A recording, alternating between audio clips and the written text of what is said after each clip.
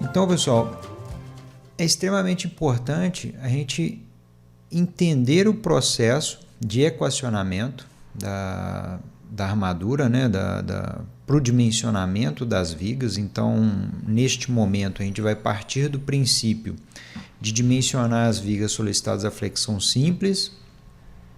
Conforme eu falei, é uma parte teórica que eu ainda acho necessário, ainda mais porque a gente está saindo de um método, a gente está indo para um método não convencional. O que seria o convencional? A utilização de tabelas. Eu particularmente não gosto da utilização de tabelas, então existe uma metodologia, na verdade é aquela metodologia que dá origem às tabelas. Então é o cerne do desenvolvimento das tabelas. Muitos chamam de método Tepedino, que na verdade o professor Tepedino ele ensina isso. Eu aprendi na graduação essa metodologia e eu replico isso para os meus alunos, até mesmo porque eu vejo a importância dessa metodologia no nosso dia a dia. E é uma metodologia muito fácil, cara. Vocês vão ver a primeira determinação das equações, de onde que surgem essas equações e por que surgem. E aí a gente aplica no dimensionamento das estruturas. Então, se a gente for relembrar rapidamente o que a gente viu, vocês vão perceber que existem três contextos, né? Vamos colocar o estádio 1, estádio 2, estádio 3 de uma forma bem rápida. Então, se eu pego aqui a minha estrutura, deixa eu só apagar aqui, deixa eu fazer um gráfico que é muito mais rápido da gente identificar os estádios do que eu simplesmente ir falando para vocês.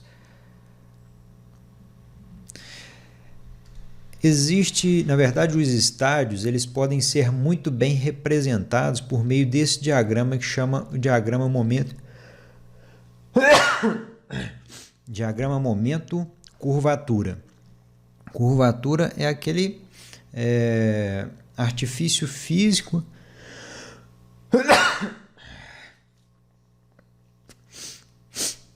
desculpe. A curvatura é nada mais do que o inverso do meu raio de curvatura. Então, eu tenho uma viga, naturalmente, quando ela está solicitada ao momento fletor, ela vai, ao contrário, né? Ela vai sofrer as ações. Deixa eu só ativar aqui. Cadê?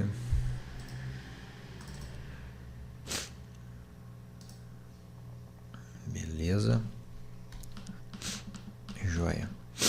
Então, quando a gente está trabalhando com vigas solicitadas à flexão, naturalmente a gente vai induzir uma deformação, naturalmente a gente vai induzir uma flexão e também uma curvatura no meu elemento. Então, o raio de curvatura é justamente a distância desse centro que possivelmente surge na minha estrutura, um centro fictício, digamos assim, porque isso daqui é um comprimento de arco, né, que minha viga vai gerar quando ela está fletida.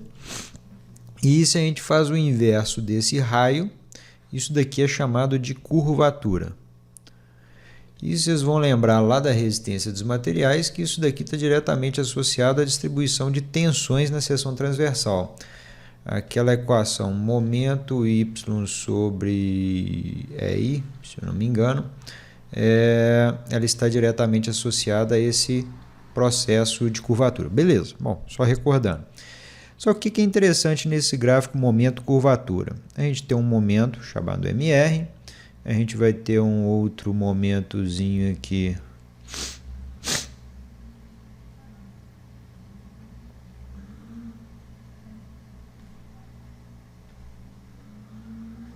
e mais ou menos aqui, né?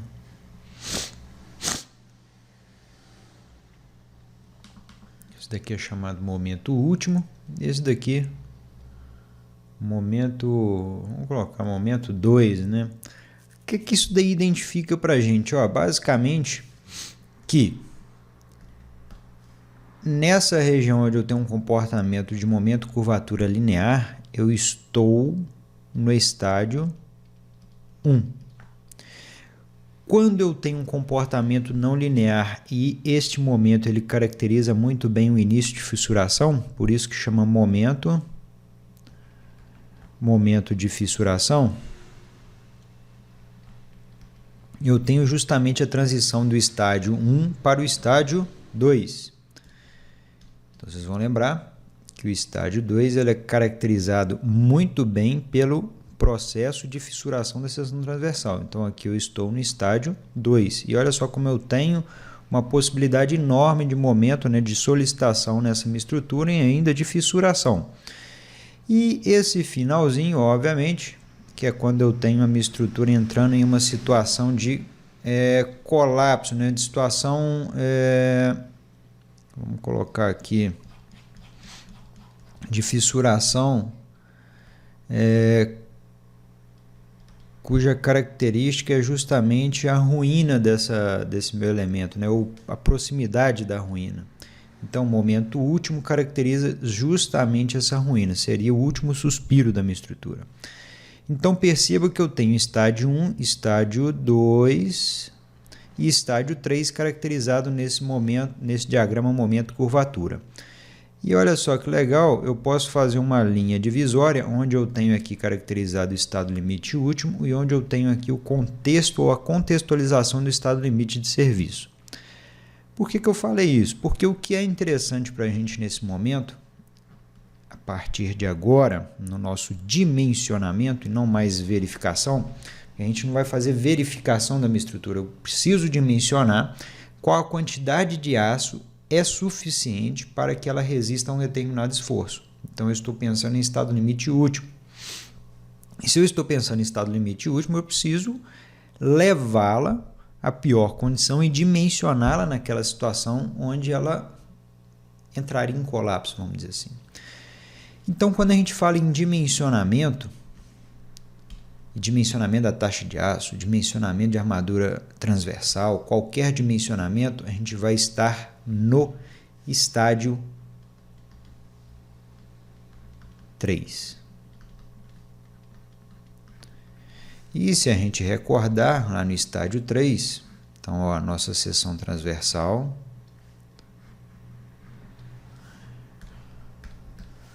aqui é a nossa taxa de aço.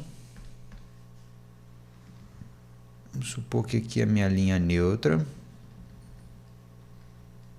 E o que a gente tinha lá no estádio 3? Ó, a distribuição de tensão nessa seção era uma distribuição não linear, certo? Então, onde eu tinha aqui o 0,85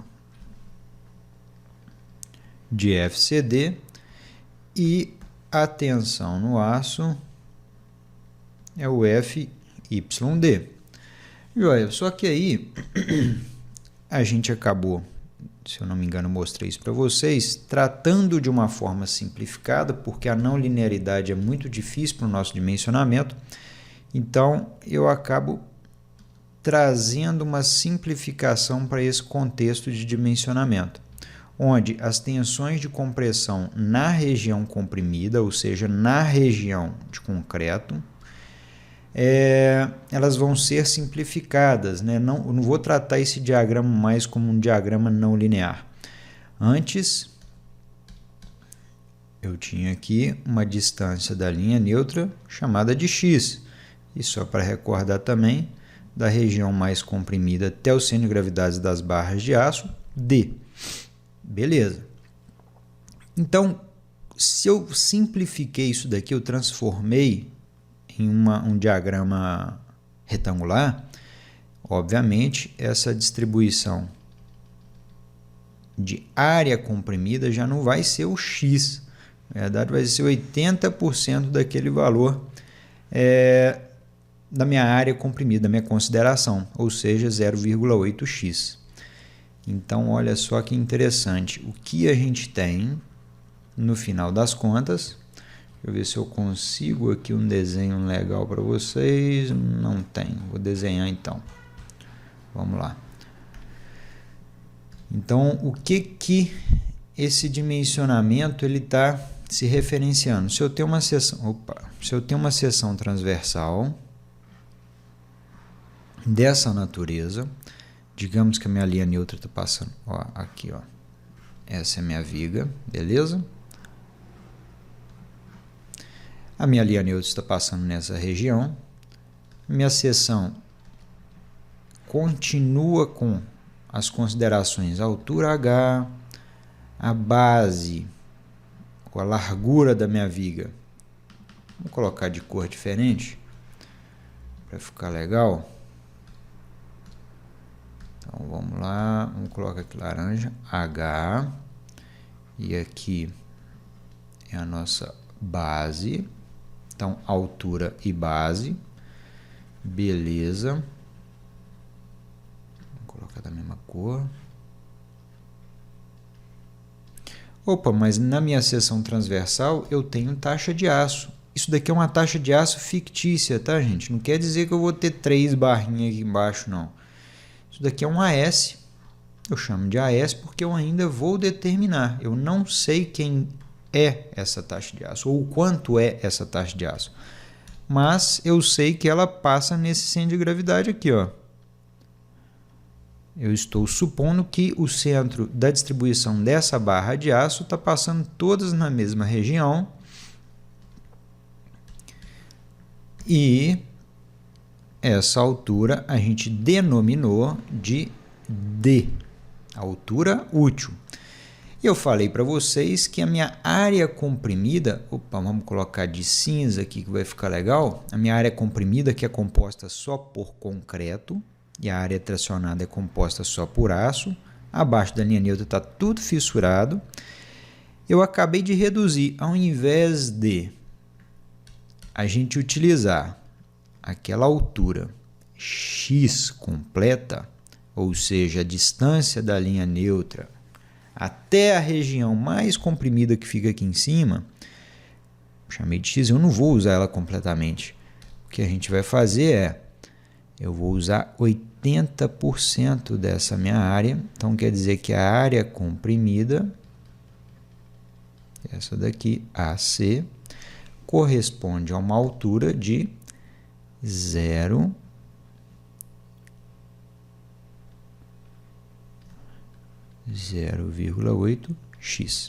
Cara, eu preciso dessas informações para poder continuar. E lembrando que nessa área comprimida eu tenho uma tensão de 0,85 FCD e nessa área tracionada eu tenho uma tensão de FYD.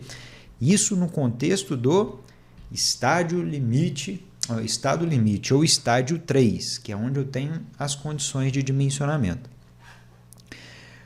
Beleza, vocês vão precisar saber disso tudo toda hora que vocês forem dimensionar uma viga? Não, cara. Na verdade, a gente vai chegar numa fórmula final, que vocês vão aplicar essa fórmula, vão anotar no papelzinho, anda com ela no bolso, toda hora que precisar, vocês consultam, né? Vocês vão consultar esse papelzinho. Mas é importante conhecer essas informações, essas propriedades geométricas da seção transversal. Vamos lá. O interessante do estudo de concreto armado que é o seguinte, cara. A gente vai fazer equilíbrio de força. Equilíbrio de força, vocês viram isso lá em teoria das estruturas e tudo mais, né? Eu vou dividir novamente a minha seção transversal. Vou colocar aqui, ó, linha neutra. Mas eu quero para ser um pontilhadinho, mas beleza. Lembra que essa área aqui não é uma área comprimida, ela tem uma distribuição de tensão, de compressão dada dessa natureza. Aliás, aqui, não é isso? Quanto que vale essa tensão? 0,85 de FCD. Só que é o seguinte, cara, eu não posso equilibrar tensão. Eu só posso equilibrar força. Como que eu transformo essa tensão em força? Vocês vão lembrar lá da resistência dos materiais que tensão é igual a força sobre a área. Se eu pego essa tensão e multiplico pela área no qual ela está agindo, eu consigo isolar minha força. Então, ó, vou fazer aqui em cima. Ó. Quer dizer que 0,85 de FCD é igual. Eu vou chamar essa minha força de RC. Força na área comprimida, dividido pela área. Quanto que vale essa área no qual a minha tensão atua? Base vezes altura. Então, base B, altura 0,8x. Base B, altura 0,8x. Opa, então quer dizer que meu RC está fácil de determinar. Olha aqui, meu RC é igual a 0,85 de FCD vezes B vezes 0,8x. Vamos guardar essa forma. Mas onde é que está atuando o RC ali na minha seção transversal? Ó, vou fazer aqui a resultante desse diagrama na minha seção transversal e eu vou chamar ela de RC. Pronto. Lembra que aqui tinha aço? Tinha não, tem aço. E o diagrama de tensões nessa minha seção é dado por FYD, bem no centro de gravidade dessa minha seção transversal. E quanto que vale o somatório de todas as áreas de aço da minha seção transversal? AS, ou seja, ó, se eu vier aqui medir esse diâmetro, medir esse diâmetro, medir esse diâmetro e transformar isto em área, eu vou ter uma área AS fictícia que eu ainda não sei quantidade de aço. Eu quero saber essa quantidade de aço, essa é a minha incógnita. Então quer dizer que eu posso transformar essa tensão que atua sobre uma área fictíciazinha de aço aqui, ó, em força também.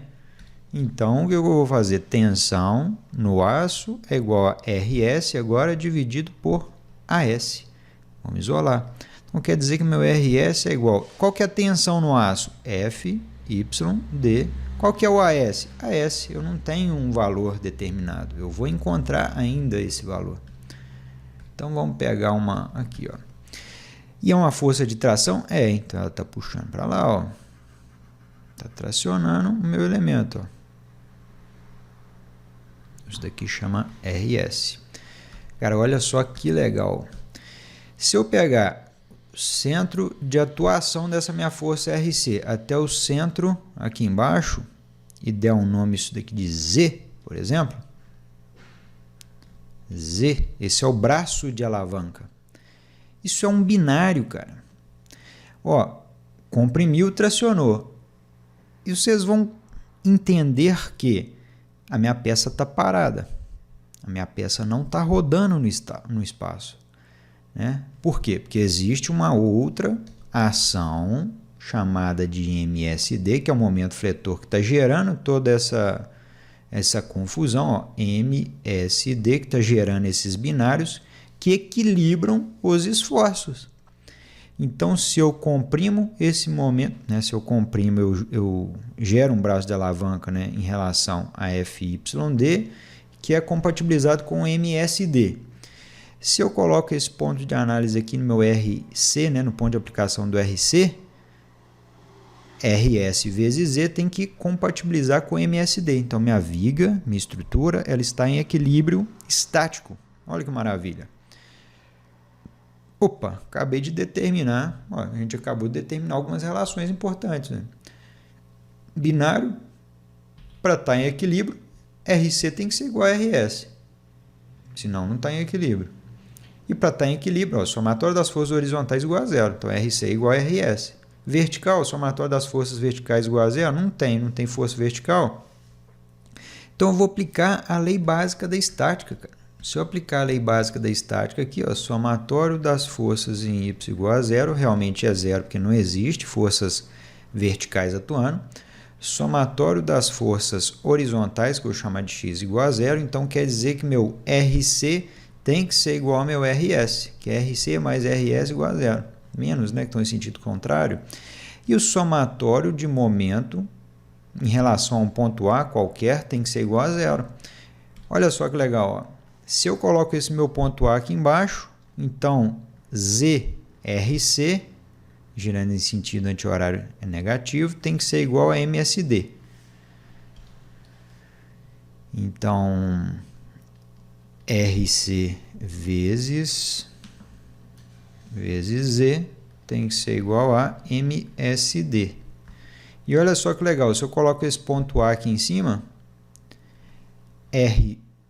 RS vezes Z tem que ser igual a MSD. Então, isso daqui também é igual a RS vezes Z. Pronto. Então, essas equações, elas me dão base para continuar. Vamos tomar como referência essa primeira relação, essa equação 1. Por quê? Porque eu já sei quem que é RC. Eu já sei quem que é RS. Vamos substituir, cara. Ó, RC, primeiro, né? De 1, nós temos que RC igual a RS. Então, RC a gente viu que era 0,85 de FCD vezes B vezes 0,8 de X. Então, ó, se a gente vier e fazer isso daqui, fica mais claro para vocês entenderem. Ó. A área comprimida, tensão de compressão. Isso é igual a FYD vezes AS. Para ficar legal também, ó, isso daqui é a tensão no aço, isso daqui é a área do aço, obviamente, né?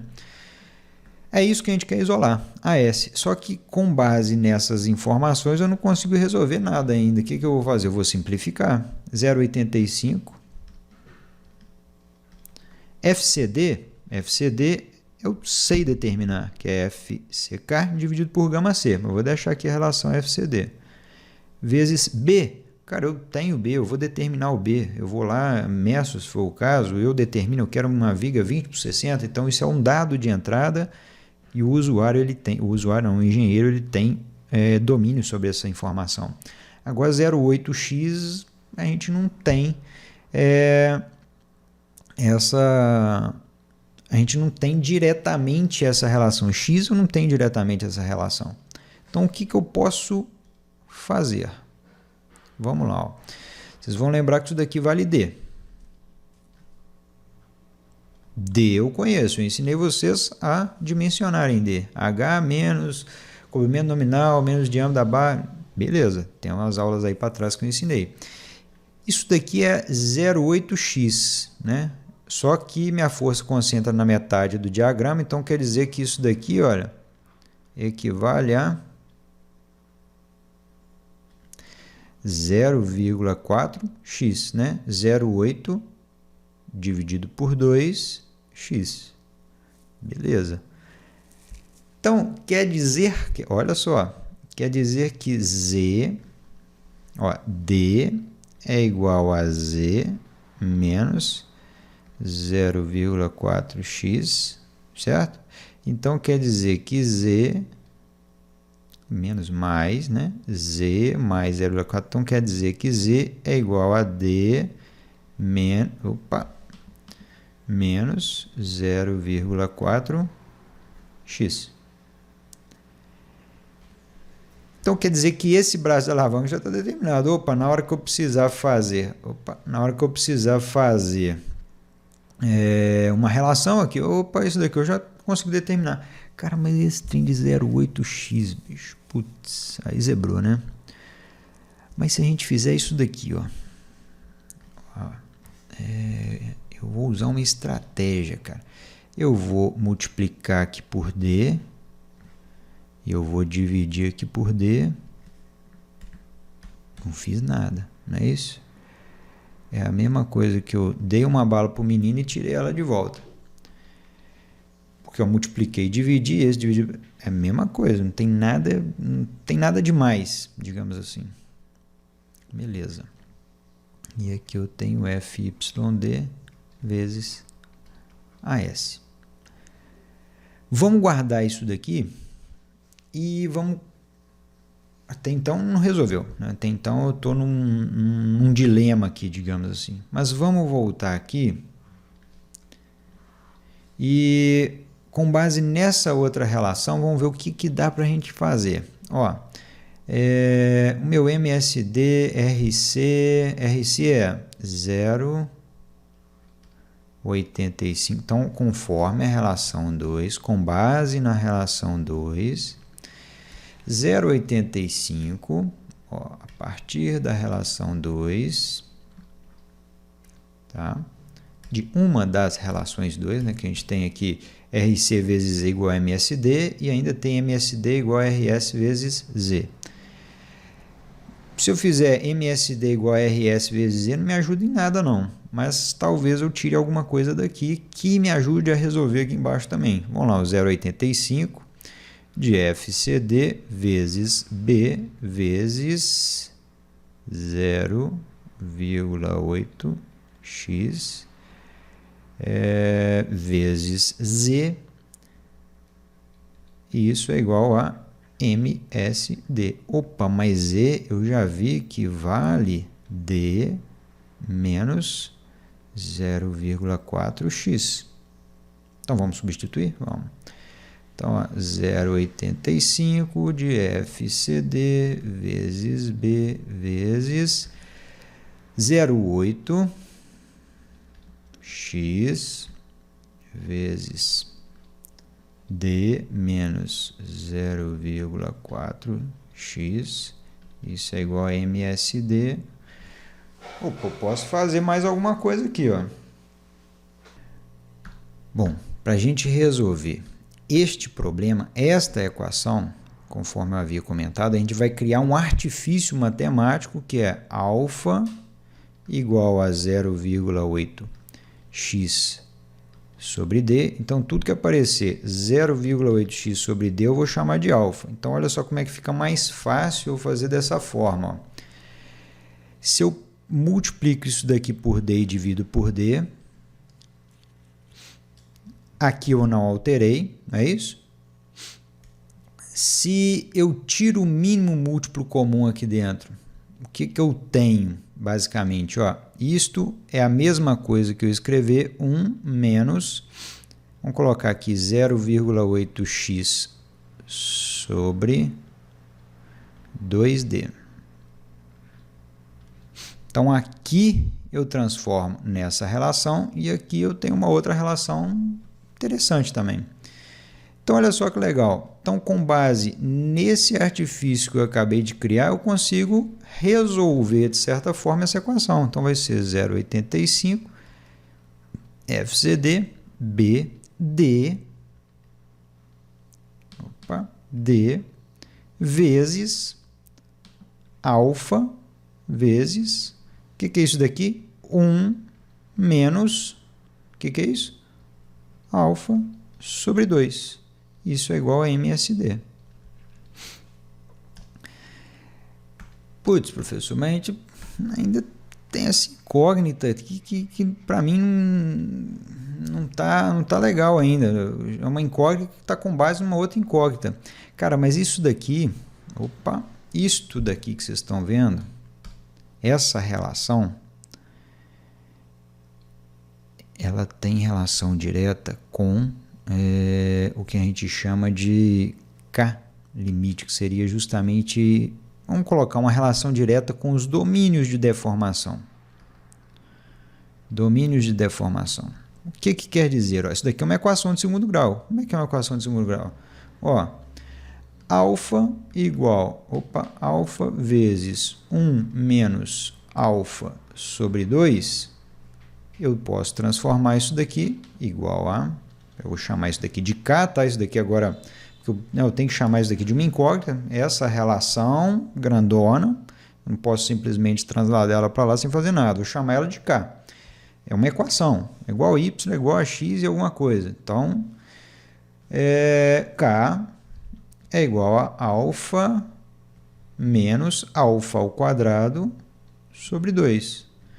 Cara, o que é legal dessa equação? Isso daqui é uma equação de segundo grau,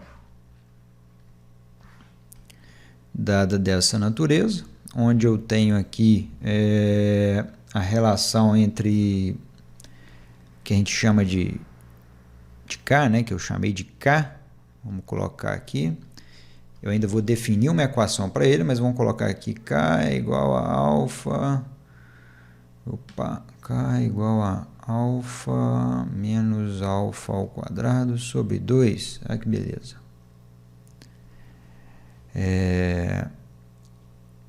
Só que a gente ainda vai transformar isso daqui, tá? Deixa aqui.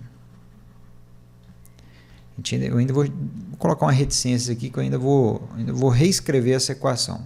A gente vai melhorar esse processo. E aqui o alfa, que é igual a 0,8x sobre d. Então, a gente tem uma relação entre esse k e esse alfa. Então, na verdade, aqui é a nossa equação, né? A equação da parábola é igual a k alfa menos alfa ao quadrado sobre 2. E a cada ponto notável, né, a cada ponto determinado, a gente vai ter a transição entre o domínio 1 para o 2, domínio 2 por 3, 3 por 4, 4 por 5 e aí vai. Porque o que acontece? Como isso daqui é uma relação direta entre todas as informações que você tem, todas as informações de cálculo, né? Você tem lá o seu FCK, suas geometrias, toda a informação de projeto. A gente consegue, então, encontrar naturalmente, isso daqui é uma equação de segundo grau, uma parábola, naturalmente eu consigo encontrar uma raiz para esse elemento. Na verdade, são duas raízes. Sendo que uma raiz dela tem validade física, para a gente a outra raiz não tem, e a gente acaba desprezando aquela raiz que não tem a validade física, ela não tem função. Então, na verdade, a raiz que torna essa solução possível e fisicamente aceitável, ela é 1 menos raiz de 1 menos 2k. Então, essa é uma raiz da minha equação. Raiz ou resposta, né, desse meu elemento. Opa, cara, mas aí se eu tenho alfa igual a 1 menos raiz de 1 menos 2k, quer dizer que nessa minha equação a gente acaba tendo uma solução possível para esse meu elemento. Por quê? Eu não falei que isso tudo aqui chama k? Isto tudo aqui não chama k? Então, vamos reescrever essa minha equação? Então, vamos para o outro. K é igual... vamos colocar K aqui ainda não, vamos só reescrever ela.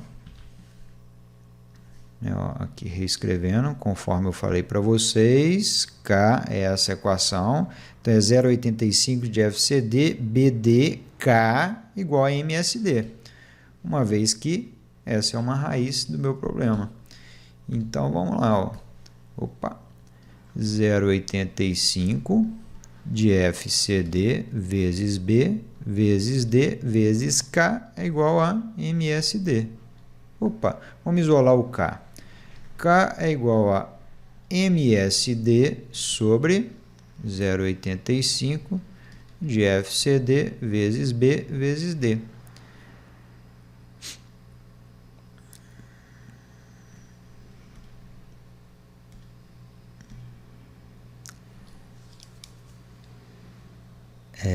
D ao quadrado, olha aqui, ó, tá? Faltou um quadradinho aqui, porque B, D, na hora que o meu D ele sai para fora aqui da minha equação, que eu acabei me esquecendo,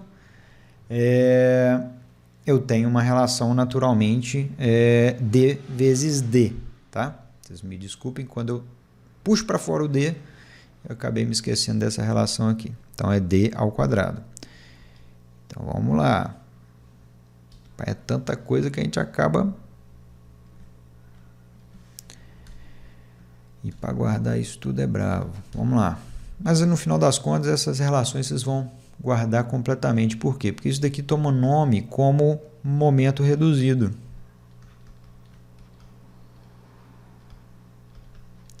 O que é um momento reduzido, cara?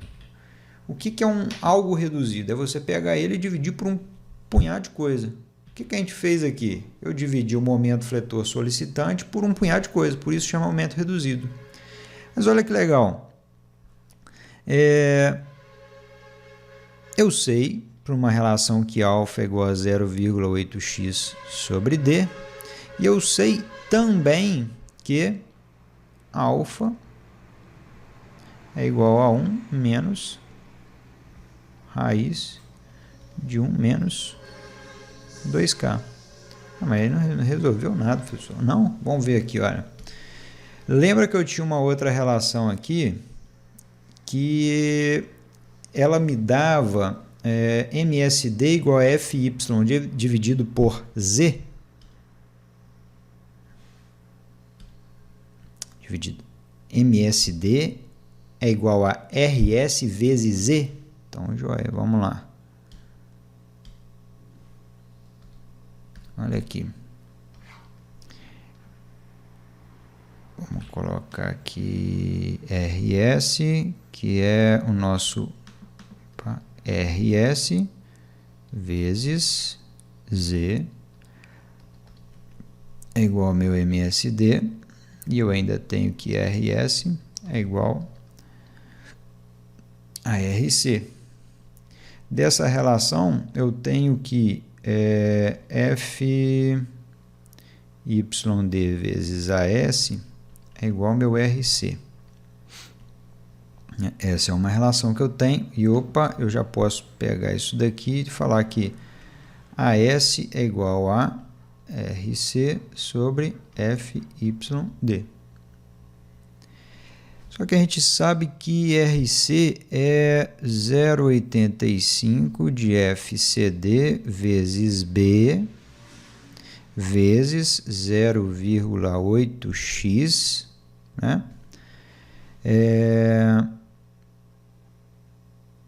Dividido por FYD. Cara, mas eu não falei com vocês que eu posso transformar esse 0,8x sobre D vezes D, e isso daqui para mim não é alfa? Então, olha só que legal. Essa minha relação AS fica 0,85 de FCD vezes B vezes D vezes alfa dividido por FYD. Pronto, cara. Isso daqui é a equaçãozinha de bolso nossa. Ah, mas ainda tem um alfa aqui que eu não sei quem que é. Você não sabe, não? Alfa não é igual 1 menos raiz de 1 menos 2k. Pô, mas aí você está me sacaneando. Por quê? Porque o K eu também não conheço. Opa, não conhece não, cara? Olha aqui. Quem que é seu K? K não é o momento reduzido? Que é o MSD sobre 0,85 de FCD vezes B vezes D ao quadrado. Pronto, a sua equação para a determinação da taxa de aço ela está completamente determinada e toma como base todos os parâmetros que você tem em projeto. Você tem em mãos. Isso é maravilhoso. Então, é isso que eu queria passar para vocês, né? Na verdade, é essa informação que eu queria passar para vocês, e a gente vai fazer um exercício já sobre... né? Na verdade, vamos deixar isso para a próxima aula, né? Na próxima aula a gente vai fazer esse exercício de aplicação dessa taxa de aço, né, na minha estrutura. Ah, mas só tira a nossa curiosidade. O que é isso tudo aí? Cara, ó, se for lá no F-Tool, no F-Tool você tem, sei lá, para uma viga com uma carga uniformemente distribuída. Então, sei lá, tem aqui uma carga uniforme, carguinha uniformemente distribuída na minha seção transversal. Essa carguinha vai gerar um momento fletor, chamado de MSK, porque sua carga aqui eu não majorei. Esse MSK a gente vai transformar em MSD. O MSD é igual a 1,4 vezes MSK. Então, quer dizer que para este momento fletor, eu consigo determinar agora uma taxa de aço, com base na equação de momento reduzido inicialmente. Então, a primeira coisa que a gente resolve é sobre o momento reduzido. Então, 0,85 FCD BD ao quadrado. Encontrou o momento reduzido? A gente ainda vai estabelecer algumas relações quanto ao momento reduzido, mas encontrou o momento reduzido? Maravilha. Você vem aqui e calcula quem é o alfa. Alfa é igual a 1 menos raiz de 1 menos 2k. Beleza. Tem esse, tem esse, tem. Se você já tem esse, você já tem como até determinar em qual domínio está. Domínio, vou colocar aqui interrogação, por quê? Porque o domínio não é uma relação entre x sobre d? Isso. Beleza. Só que isso daqui tem uma ferramentazinha também, é uma ferramenta importante para a gente, por quê? Porque a norma obrigatoriamente fala que a relação x sobre d tem que ser menor ou igual a 0,45. Então, essa equação é uma equação de verificação, se minha estrutura está de acordo ou não com a norma, se meu dimensionamento está de acordo ou não com a norma. Mas beleza, não vamos entrar em detalhe nisso agora.